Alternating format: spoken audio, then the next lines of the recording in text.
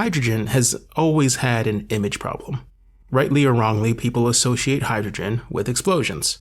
Blame the Hindenburg, I suppose, or maybe the sun or the H-bomb. Whatever the case, this reputation has been a serious barrier to fuel cell adoption. In reality, the situation is a bit more complicated than that. Can hydrogen cells explode on impact? Well, in theory, yes, but in practice, they don't. In fact, fuel cell explosions are much less likely than a gasoline one. It's tempting to think that the hardest technical challenge facing the fuel cell industry is safety, but in reality, it's performance. In this paper, the authors are building a system that wrings the maximum performance out of a fuel cell. Unlike internal combustion engines, which burn fuel to produce mechanical energy, fuel cells generate electricity through an electrochemical process.